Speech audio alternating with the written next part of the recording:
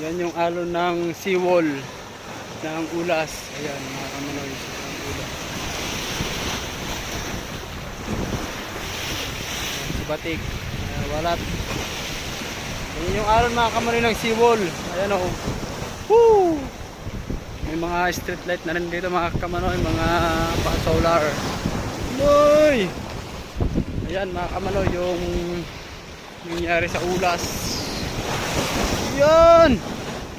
Woo! So, yan mga kamanoy, mga tao dun sa unahan. Namumuti sa mapid. Ayan mga kamanoy, yung alon dito talagang malupit. Oh. Yung mga bata dito na ano. Ayan ha. Woo! Ayoy! Walas ko ang lupit. Woo! Bounce ng alon mga kamanoy. Ayan mga kamanoy, gandang hapon. May niabok niya, Unipunggol Ulas. Nandito kami Ulas mga kamanoy. Ayan. Oh, basta na po. So, ayan sila. Ayan. Tapos dito yung inuman. Unlimited ano yan, tubig. Walang binabayaran yan, nawasa yan mga kamanoy. So yan si Batik. Ito yung karagatan mga kamanoy ng Ulas. Hindi kayo pwede magbangka dahil sobrang lakas ng alon mga kamanoy. O yan yung mga kasama ko. Yan sila. Yan si Pajix maghihitso. Tawag dyan mama o nga si Pajix yan maghihitso. O yan mga kamanoy. Ayan. Grabe na ano mo. Hindi ka pala natawa ng korda. Safe padugay na. Dapat ipuan. Ha? Mabira pang ano. Takot pa yan. Relax lang Pajix. So mag-aantay lang tayo. Alright. Ito na. Dito ko na lang ipaling yung saya. Yung lungkot. O yan mga Ulas boys yan mga kamanoy. Yung mga kasama namin nasa Mananda.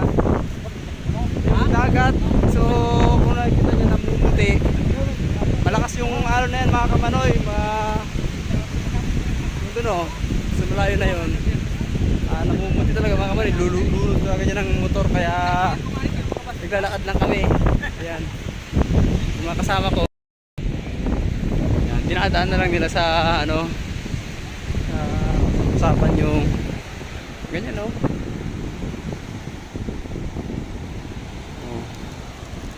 Yan yung Ulas. Dalampasigan ng Ulas yan mga kamanoy. Ayan o, yung, ganyan yung alon mga kamanoy dito kapag habagaton ba yun? Amihan ba yun ganitong ano sa amin. So ayan o mga kamanoy. Medyo malabo yung dagat kasi nga ano, ang haba ng alon na yan mga kamanoy, ganun. Ganyan umalon kapag malakas ang haba niya no.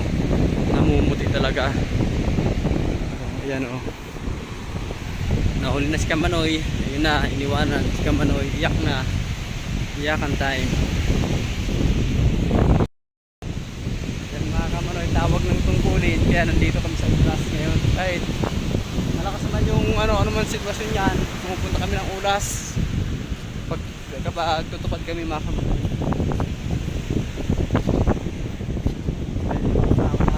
Ulo na.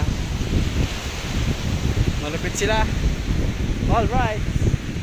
Pag malakas yung alon mga kamanoy, dumi ng dagat. Ayan o. Galing sa ganyan yung itsura ng dalampasigan.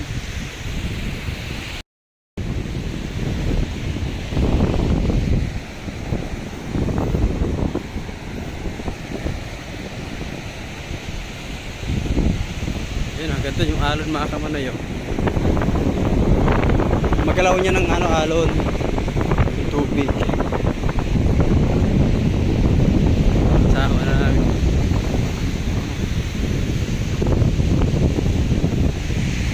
Tapos malapit na tayo sa port of yung seawall ng ano Ulas. Ayan mga kamanoy. Sama namin. Ayan, in-enjoy na lang ni Batik yung kanyang buhay, yung pagod. Pero okay, masaya mga kamanoy kanina dun sa bundok. Ganyan oh.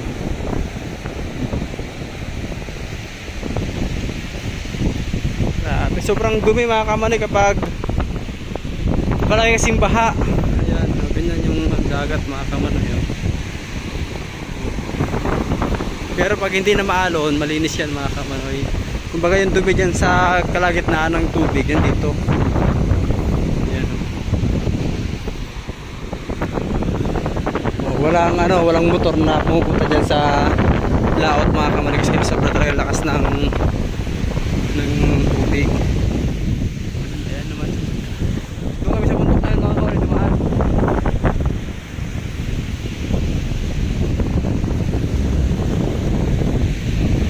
Ayan na sila. Kahoy.